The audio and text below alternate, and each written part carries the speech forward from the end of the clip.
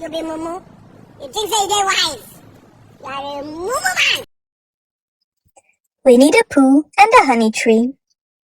Once upon a time, a very long time ago now, about last Friday, Winnie the Pooh lived in a forest all by himself under the name of Sanders.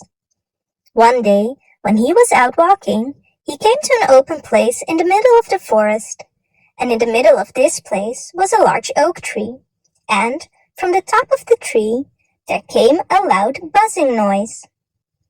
Winnie the Pooh sat down at the foot of the tree, put his head between his paws, and began to think. First of all, he said to himself, that buzzing noise means something. You don't get a buzzing noise like that, just buzzing and buzzing, without its meaning something. If there's a buzzing noise, somebody's making a buzzing noise, and the only reason for making a buzzing noise that I know of is because you're a bee. Then he thought another long time and said, and the only reason for being a bee that I know of is making honey. And then he got up and said, and the only reason for making honey is so that I can eat it. So he began to climb the tree. He climbed and he climbed and he climbed, and as he climbed he sang a little song to himself. It went like this. Isn't it funny how a bear likes honey? Buzz, buzz, buzz. I wonder why he does. Then he climbed a little further, and a little further, and then just a little further.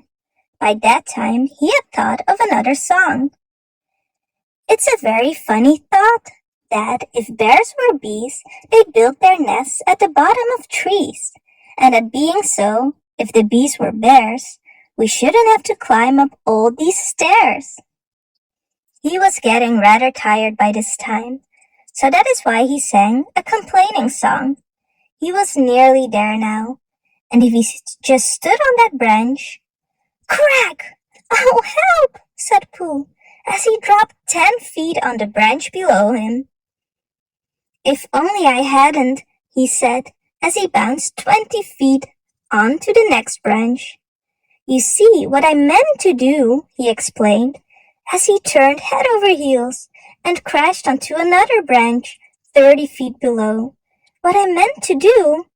Of course it was rather, he admitted, as he slithered very quickly through the next 6 branches. It all comes, I suppose, he decided, as he said goodbye to the last branch, spun around 3 times, and flew gracefully into the gorse bush. It all comes of liking honey so much. Oh, help! He crawled out of the gorse bush, brushed the prickles from his nose, and began to think again. And the first person he thought of was Christopher Robin. So Winnie the Pooh went round to his friend Christopher Robin, who lived behind a green door in another part of the forest. Good morning, Christopher Robin, he said. Good morning, Winnie the Pooh, said you. I wonder if you've got such a thing as a balloon about you. A balloon? Yeah, I just said to myself coming along, I wonder if Christopher Robin has such a thing as a balloon about him.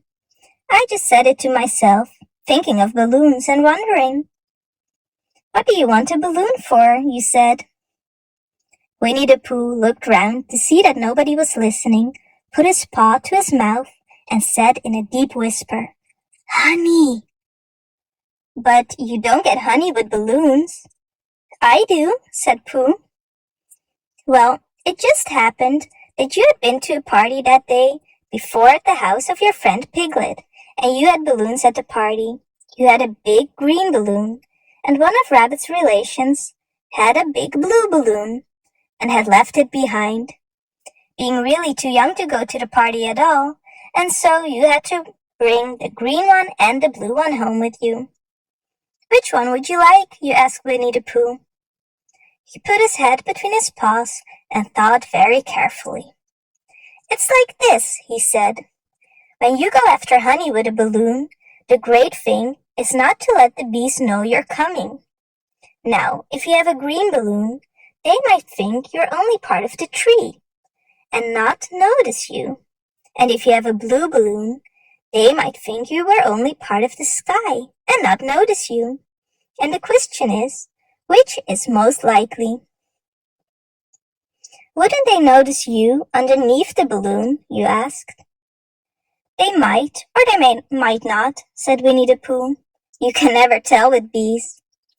He thought for a moment and said, I shall try to look like a small black cloud. That will deceive them. Then you had better have the blue balloon, you said, and so it was decided. Well, you both went out with the blue balloon, and you took your gun with you, just in case, as you always did. And Winnie the Pooh went to a very muddy place that he knew of, and rolled, until he was black all over. And then, when the balloon was blown up as big, and you and Pooh were both holding onto the string, you let go suddenly, and Pooh Bear floated gracefully up into the sky and stayed there, level with the top of the tree and about 20 feet away from it. Hooray! You shouted. Isn't that fine? Shouted Winnie the Pooh down to you. What do I look like? You look like a bear holding onto a balloon, you said. Not, said Pooh anxiously. Not like a small black cloud in the blue sky? Not very much. Oh well, perhaps from up here it looks different. And, as I say, you can never tell with bees. There was no wind to blow him nearer to the tree, so there he stayed. He could see the honey, he could smell the honey, but he could not reach the honey.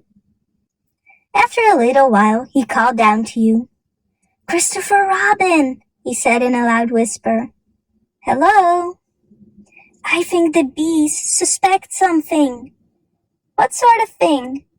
I don't know, but something tells me that they're suspicious. Perhaps they think that you're after their honey. It may be that. You can never tell with bees. There was another little silence, and then he called down to you again. Christopher Robin. Yes? Have you an umbrella in your house? I think so. I wish you would bring it out here and walk up and down with it and look up at me every now and then and say, Tut, tut, it looks like rain. I think if you did that, it would help the deception which we are practicing on these bees. Well, you laughed to yourself, silly old bear, but you didn't say it out loud because you were so fond of him, and you went home for your umbrella. Oh, there you are, called down Winnie the Pooh as soon as you got back to the tree. I was beginning to get anxious. I have discovered that the bees are now definitely suspicious.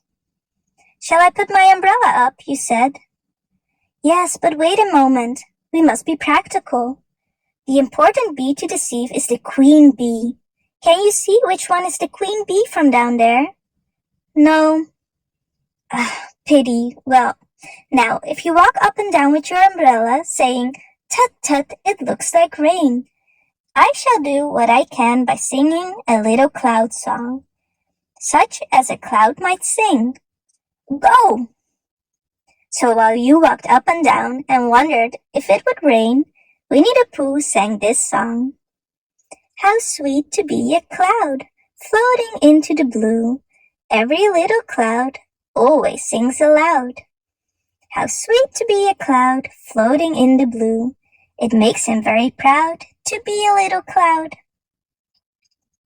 The bees were still buzzing as suspiciously as ever. Some of them, indeed, left their nests and flew all around the cloud as it began the second verse of the song. And one bee sat down on the nose of the cloud for a moment and then got up again. Christopher! Oh, Robin! Called out the cloud. Yes, I have just been thinking, and I have come to a very important decision. These are the wrong sort of bees. Are they? Quite the wrong sort. So I should think they would make the wrong sort of honey, shouldn't you? Would they? Yes, so I think I shall come down. How? Asked June. Winnie the Pooh hadn't thought about this. If he let go of the string, he would fall, bump, and he didn't like the idea of that. So he thought for a long time, and then he said, Christopher Robin, you must shoot the balloon with your gun. Have you got your gun? Of course I have, you said. But if I do that, it will spoil the balloon, you said.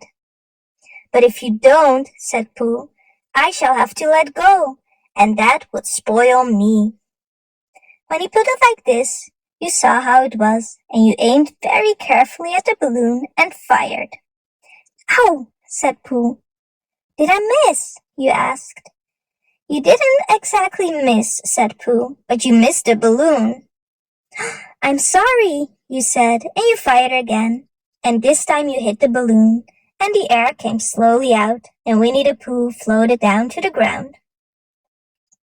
But his arms were so stiff from holding onto the string of the balloon all that time that they stayed up straight into the air for more than a week.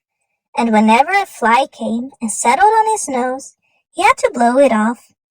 And I think, but I'm not sure, that is why he was always called Pooh.